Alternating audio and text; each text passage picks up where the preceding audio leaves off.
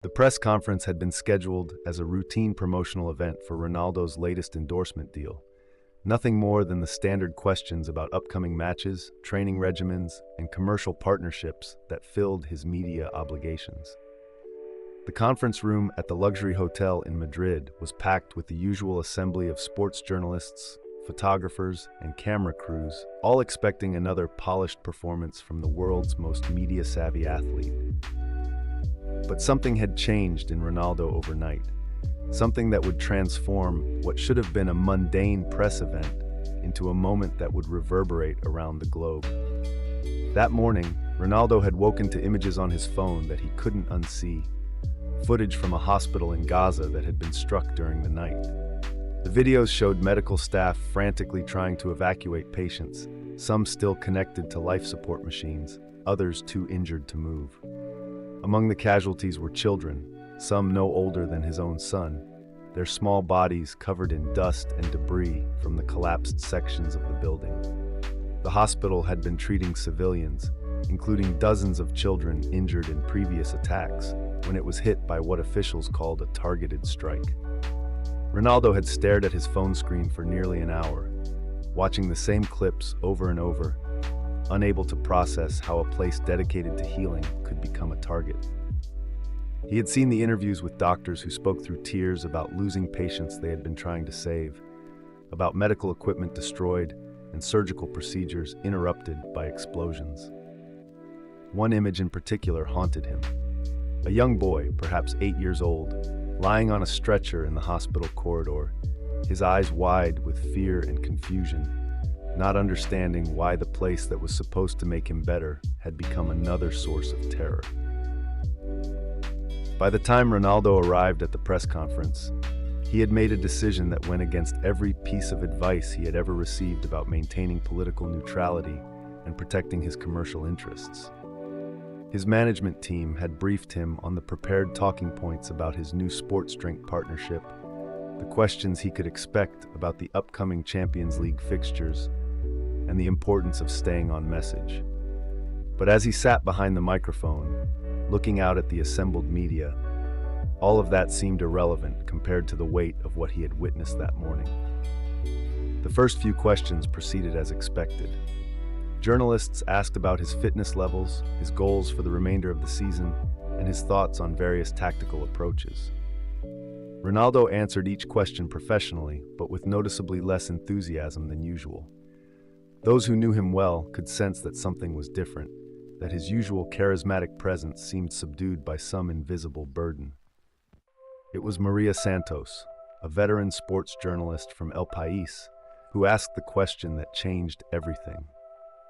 "Cristiano," she began, "you've always been careful about political statements, but many of your fans, especially in the Middle East and North Africa, have been wondering if you have any thoughts on the current situation in Gaza, particularly given your influence with young people around the world."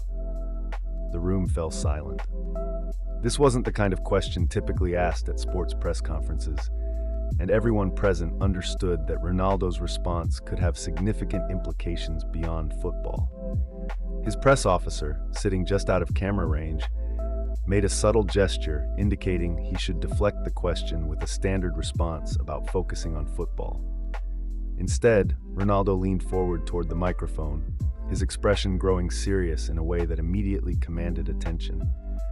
When he spoke, his voice was quieter than usual but carried a weight that filled the room. "Yesterday I thought I would come here today and talk about football, about training, about matches," he began slowly. "But this morning I woke up to images that I cannot ignore, images that no human being should have to see. A hospital in Gaza was bombed, a hospital."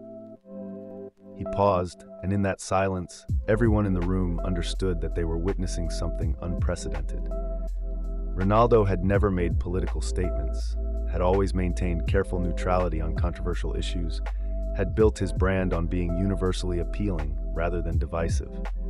But something in his voice indicated that calculation had been abandoned in favor of something more fundamental. "I am not a politician," he continued, his voice growing stronger. "I am not an expert on international relations, but I am a father, and when I see children in hospitals being bombed, When I see doctors trying to save lives while bombs fall around them, I cannot stay silent and pretend that football is more important than human life. The camera crews had stopped their routine adjustments and were now focused intently on capturing every word. Journalists who had been checking their phones or preparing follow-up questions were now giving Ronaldo their complete attention. This was no longer a sports story. This was history happening in real time.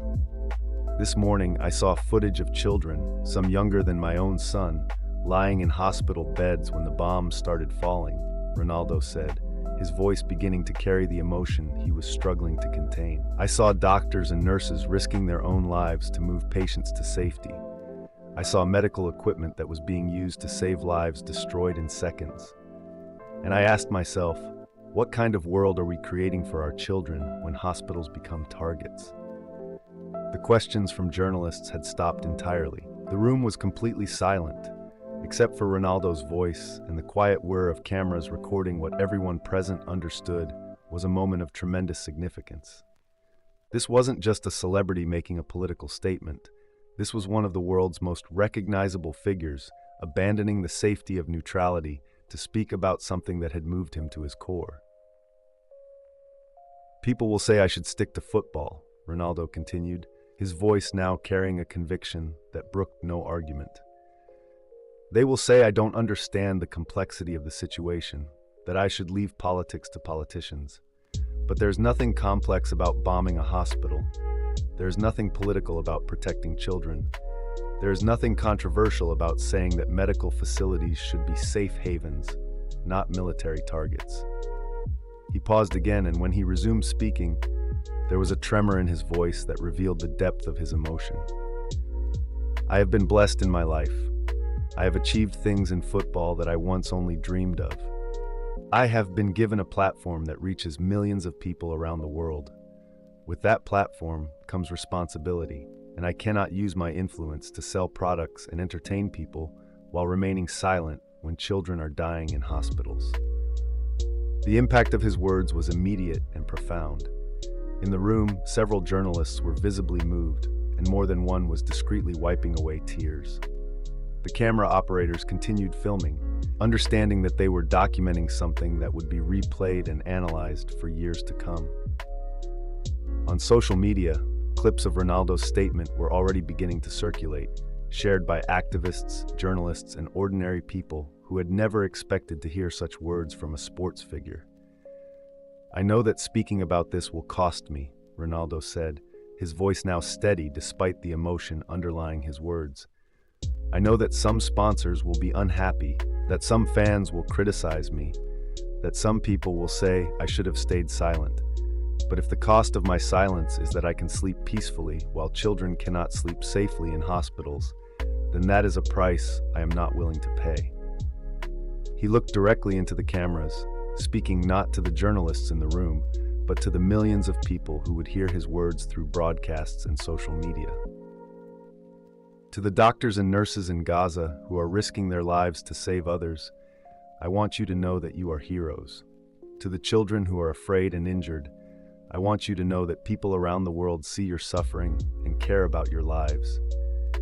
And to everyone who has the power to stop the bombing of hospitals, I beg you to remember that these are not targets. They are sanctuaries. They are places where humanity should be protected, not destroyed. The press conference effectively ended there. Ronaldo stood up from his chair, thanked the assembled media, and walked out without taking any follow-up questions. His press officers scrambled to maintain some semblance of normal procedure, but it was clear that the planned promotional content had been completely overshadowed by what had just occurred. In the hours that followed, Ronaldo's statement dominated global news cycles. Major newspapers led with headlines about his intervention, television news programs analyzed his words, and social media platforms saw unprecedented engagement around clips of his speech. The response was polarized but massive.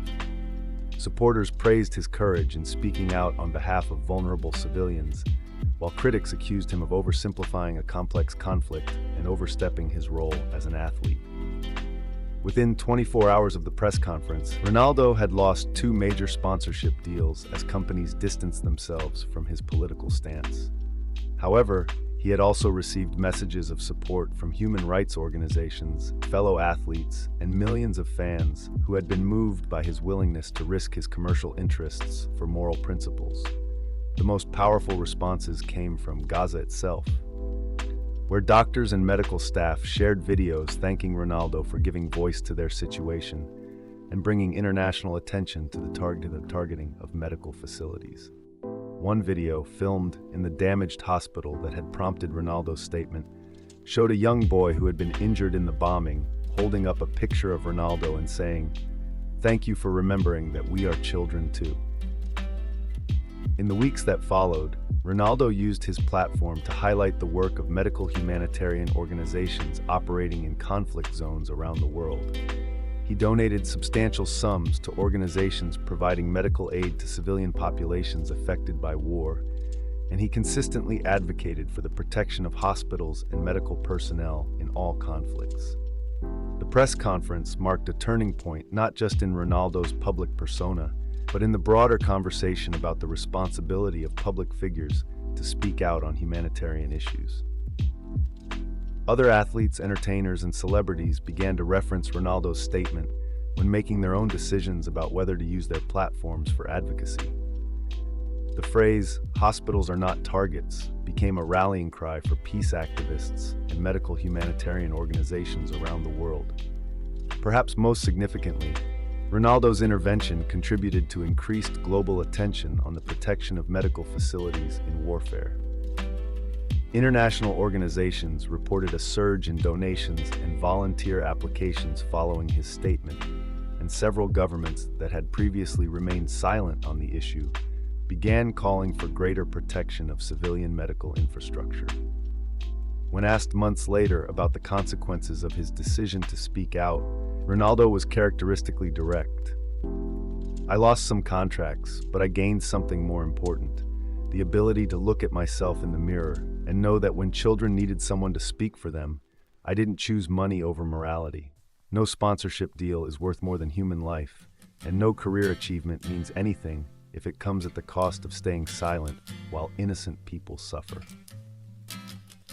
The hospital in Gaza was eventually rebuilt with international assistance, and a plaque was placed in the children's ward with a quote from Ronaldo's press conference.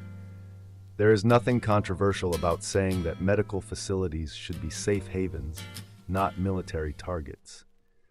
It served as a reminder that sometimes the most important victories happen not on football pitches, but in moments when someone with influence chooses courage over comfort and humanity over commercial interests. The young boy who had thanked Ronaldo in the video eventually recovered from his injuries and went on to become a doctor himself, inspired by the medical staff who had risked their lives to save him, and by the athlete who had risked his career to ensure his story was heard.